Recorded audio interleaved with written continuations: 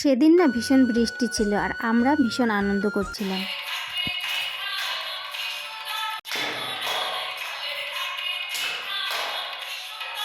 ভুট্টা পুড়ে পুড়ে ভীষণ আনন্দ করছিলাম।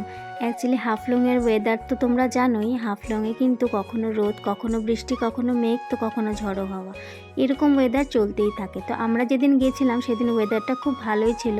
তোমরা যারা যারা আমার ব্লগ দেখেছো তারা দেখেছো যে ওয়েদার ভীষণই ভালো ছিল।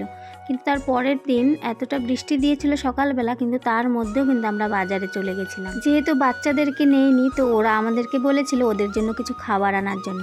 কিন্তু জানো তো কি আনবো কিছুই বুঝতে পারছিলাম না, কারণ হাফলংয়ে কিন্তু যেখানে সেখানে স্ট্রিট ফুড পাওয়া যায় না। আমাদের এখানে যেরকম সচরাচর স্ট্রিট ফুড পাওয়া যায়, ওখানে কিন্তু কিছুই পাওয়া যাচ্ছিল না। তো বাজারের এরিয়াটায় এমন কিছু ছিলই না। তো আমরা ভাবলাম যে ভুট্টা নিয়ে যাই, তাহলে আমরা সবাই মিলে খাবো। যখন ভুট্টাটা পুড়ছিলাম তার আগে কিন্তু আমরা ঘুরে এসেছি। তোমরা তো দেখেছো ভিডিওতে, আই লাভ ডিমা হাসা ভিউ পয়েন্টটাতে আমরা ঘুরতে গিয়েছিলাম, আর সেখান থেকে এসেই কিন্তু আমরা ভুট্টা পুড়ছিলাম।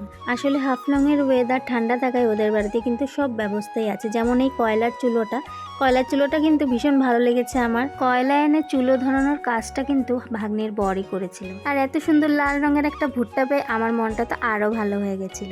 আচ্ছা, তোমরা ভুট্টা নিজে পুড়ে খেতে কে কে পছন্দ করো আমাকে কিন্তু কমেন্টে জানিও। আমার জানো তো এটা ছিল ফার্স্ট এক্সপিরিয়েন্স, কিন্তু ভীষণ ভালো ছিল, অনেক মজা করেছিলাম। এবার ভুট্টা পোড়ার পর নুন আর গন্ধরাজ লেবু মাখিয়ে খেয়েছিলাম, খেতে যা দুর্দান্ত লাগছিল তোমাদের আর কি বলবো। শুধু আমি একা না গো, সবাই খাচ্ছিল, তবে ভিডিও ক্লিপসগুলো নেওয়া হয়নি, আমারটাই শুধু আমি নিয়েছিলাম। আর এদিকে বাবু আর রায়ও কিন্তু ভুট্টা খাচ্ছিল। তোমাদের আজকের ভিডিওটা স্পেশালি কেমন লাগলো অবশ্যই কমেন্ট করে জানিও, আর আমার পেজটাকে কিন্তু ফলো করে পাশে থেকো, কারণ তোমাদের একটা একটা ফলো করা আমার জন্য কিন্তু অনেক বড় পাওয়া।